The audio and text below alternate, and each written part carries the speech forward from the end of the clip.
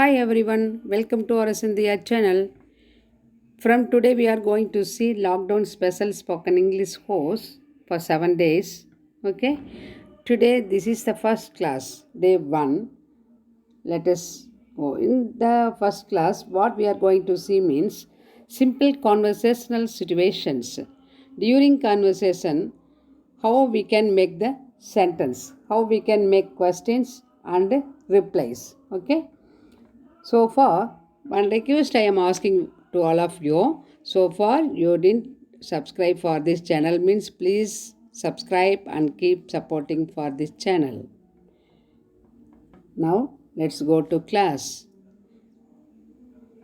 சில நேரங்களில் ஒரு பர்சன் ஒரு ஆஃபீஸ்க்கு வராரு. வந்த உடனே ஏதாவது கேட்கும்போது என்கொயரியில் ஏதாவது கேட்குறாங்க அல்லது ஹாஸ்பிட்டலில் வர்றாங்க, ஒரு ரிசப்ஷனுக்கு அவசரம் அப்படின்னு சொல்லி கேட்குறாங்க. அந்த மாதிரி சொல்லும்போது எப்படி கேட்பாரு அப்படின்னா, excuse me, can I know where from you அப்படின்னு அந்த ரிசப்ஷனில் கேட்குறாங்க. எங்கேருந்து நீங்கள் வரீங்க அப்படின்னு கேட்கும்போது, excuse me, can I know where from you அப்படி கேட்கலாம். நெக்ஸ்ட் ஒன், இது ஒரு பப்ளிக் ஆஃபீஸில் போய் மேனேஜரை பார்க்கணுன்னு ஒரு பர்சன் வேறொரு ஆஃபீஸ்லேருந்து வரலாம், அல்லது பப்ளிக்காக இருக்கலாம். அப்போ எப்படி கேட்பாருன்னா, I want to meet the manager, can I அப்படின்னு, நான் மேனேஜரை பார்க்க முடியுமா அப்படின்னு சொல்கிறாங்க. இதே ஹாஸ்பிட்டலில் மெடிக்கல் ரெப்ரசன்டேட்டிவ்ஸ் இல்லாமல் டாக்டர்ஸை மீட் பண்ண வராங்க. நிறைய பேர் வெயிட் பண்ணி பார்த்துட்டு போகிறாங்க இல்லையா. அப்போ நம்ம பார்க்குறோம், ரிசப்ஷனில் போய் சொல்கிறாங்க. அப்போது I want to meet the doctor, can I அப்படின்னு, நான் டாக்டரை மீட் பண்ணோம் முடியுமா அப்படின்னு சொல்லிட்டு கேட்குறாங்க. நெக்ஸ்ட் ஒன், சில பேர் அப்படியா இது எங்களுக்கு தெரியலையே அப்படின்னு சொல்லி, இப்போ COVID-19 பற்றி நிறைய இந்த பேண்டமிக் டிசீஸ் பற்றி வந்துகிட்டே இருக்குது, நிறைய நியூஸ் வருது. எல்லாருமே எல்லா நியூஸும் ஏன்னா ரெகுலர் வரனால இது ஒரு பீப்புளுக்கு ஒரு ஃபெமிலியர் ஆயிடுச்சு. அதனால் சில விஷயங்கள் தெரியாதப்போ அது சொன்னாங்கன்னா, அப்படியா அப்படியா அப்படி சொல்லி இஸ் இட் அப்படி கேட்பாங்க.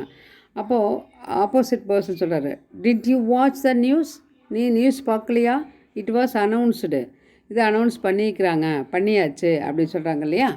Did you watch the news, it was announced அப்படின்னு சொல்லுவாங்க. நெக்ஸ்ட் ஒன், நிறைய பேர் இப்படி இந்த மாதிரி பேண்டமிக் டிசீஸ் இப்படி எராடிகேட் ஆகிறதுக்கு வாட் இஸ் த ரீசன் அப்படின்னு சொல்லிட்டு ஒரு கன்ஃபியூஸ். அப்போ ஒரு பர்சன் சொல்கிறார், I think due to many people sloppiness. Many people sloppiness, sloppy means carelessness. மக்களுடைய ஒரு விழிப்புணர்வு இல்லாமல் ஒரு அலட்சிய போக்கினால தான் இந்த அளவுக்கு உருவாச்சு அப்படிங்கிற மாதிரி அவர் சொல்கிறாரு. I think due to many people sloppiness pandemic is increased now. இந்த அளவுக்கு இந்த தொற்று எராடிகேட் ஆகிருக்குது, அதிகமாக இருக்குது. காரணம்னா பீப்புளுடைய அறியாமை, அவங்களுடைய கேர்லெஸ் அப்படிங்கிறத சொல்லலாம். அந்த மாதிரி இடங்களில் தான் I think due to many people sloppiness pandemic is increased now அப்படி சொல்லலாம். நெக்ஸ்ட் ஒன், ஒரு பர்சன் லீவில் இருக்கிறாரு. அப்போ அவங்க ஆஃபீஸ்லேருந்து நான் ஒரு மெயில் அனுப்புகிறேன்னு சொல்லிட்டு ஃபோனில் சொல்லியிருப்பாங்க. அப்போது மெயில் வந்துச்சான்னு செக் பண்ணிட்டீங்களான்னு கேட்பாங்க. Have you check the mail அப்படி கேட்கும்போது, sorry I have not got your mail yet. Sorry I have not got your mail yet. எட்டுன்னா இன்னும். அப்படி மெயில் கிடச்சிருச்சா அப்படின்னு சொன்னால் not yet. Have you got the mail அப்படி கான்வர்சேஷன் கேட்கும்போது இம்மிடியட் ரிப்ளை கொடுக்கும்போது நாட் எட் அப்படின்னு, இன்னும் இல்லை அப்படி சொல்லலாம். இது இவராகவே ஒரு மெயில் அனுப்ப, sorry I have not got your mail yet, இன்னும் உங்களுடைய மெயில் எனக்கு கிடைக்கவில்லை அப்படி சொல்லலாம். இனி ஒரு சிச்சுவேஷன் என்ன அப்படின்னா, ஒரு பர்சன் ஒரு ஹாஸ்பிட்டலே போகிறோன்னா 3 hours 4 hours உட்காந்துட்டே இருப்பாங்க, ஒருத்தரை பார்க்கணும் அப்படின்னு சொன்னால். இப்போ அந்த மாதிரி ஒரு சிச்சுவேஷன் தான். அப்போ I feel bore on sitting in a same place 4 hours continuously. I feel bore on sitting in a same place 4 hours continuously. 4 மணி நேரம் தொடர்ந்து ஒரே இடத்துல உட்காந்துருக்கனால எனக்கு ஒரு போர் அடிக்குது அப்படின்னு சொல்கிறாங்க. இப்போ lot of the people are saying the same reason. Because staying at home, they feel bored, no?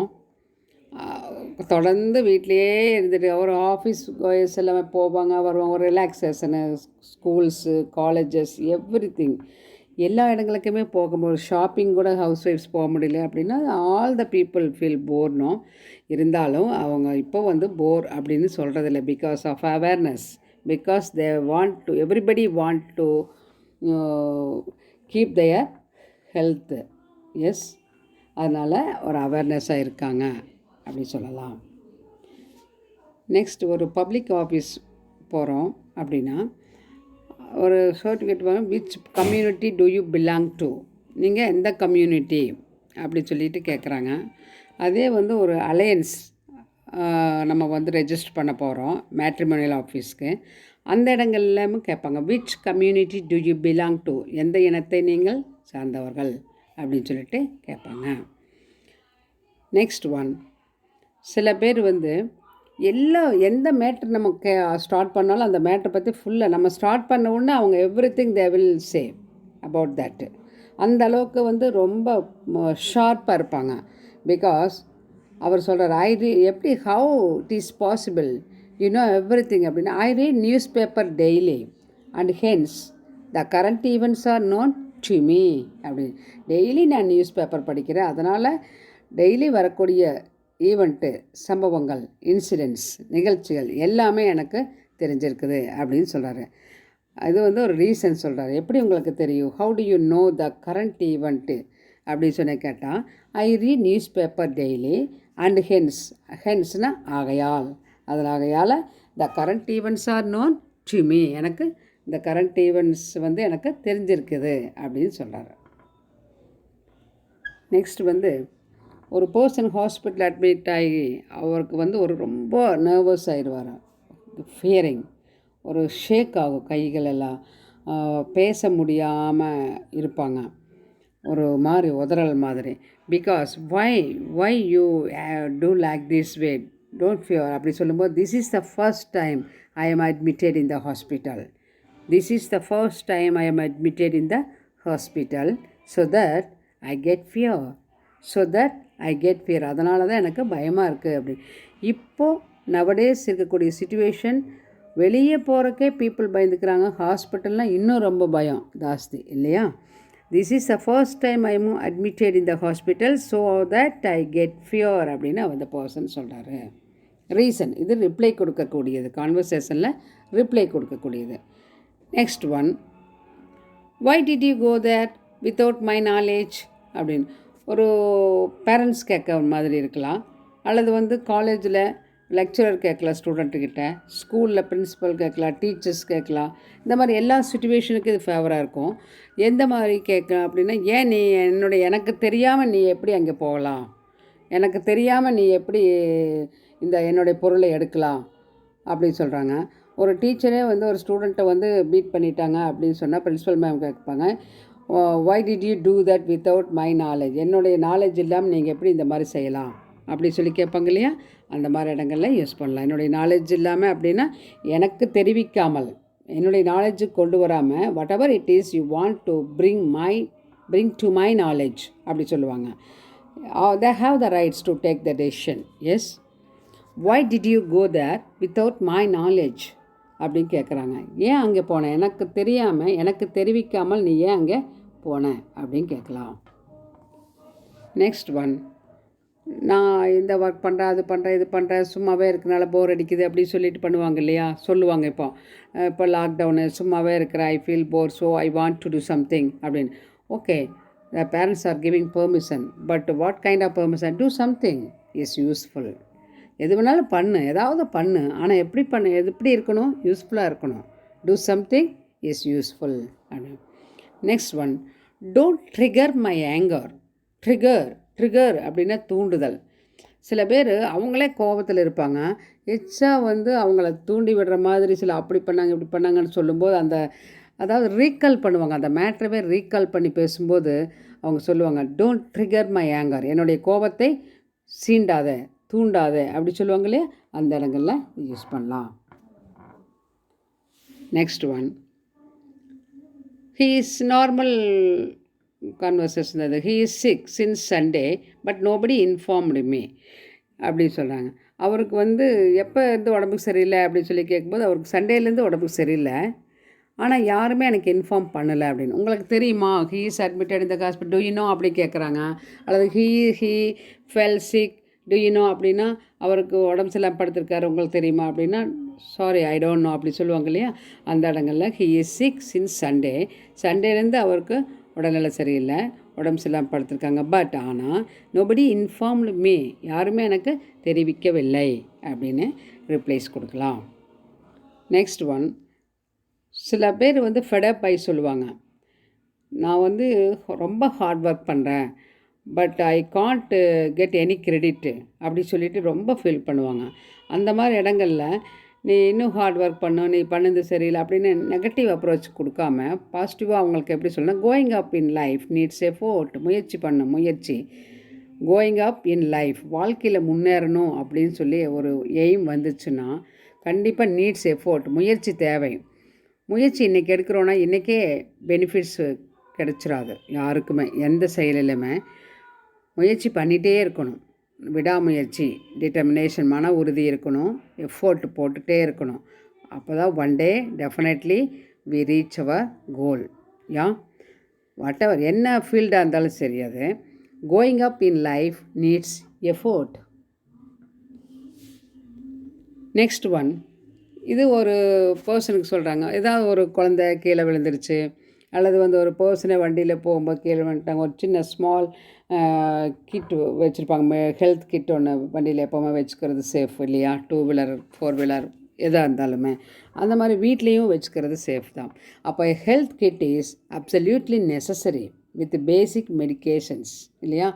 Before go to hospital it is better to give the first aid. No, if only we have the health kit is we can give the first aid.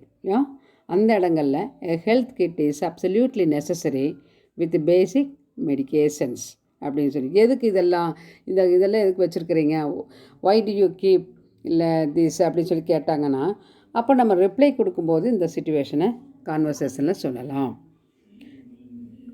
Next one, சில பேர் வந்து abroad போகிறதுக்காக கிளம்புவாங்க. அப்போ வந்து அவங்களுக்கே தெரியும் என்னென்னலாம் what are த நீடபிள் அப்படின்னு சொல்லிட்டு அவங்களுக்கு தெரியும். இன்ஸ்பைட் த எல்டர்ஸ் சொல்லுவாங்க அல்லது வந்து அவங்களுடைய பிரதர்ஸ் சிஸ்டர்ஸ் அப்படின்னு சொல்லுவாங்க. அவங்க வந்து அட்வைஸுங்கிற மாதிரி எடுத்துக்கக்கூடாது, அவங்களுக்கு உணர்த்தக்கூடிய ரெஸ்பான்சிபிலிட்டிஸ் அவங்களுக்கு வந்து சொல்கிறாங்க. கேரி ஆல் த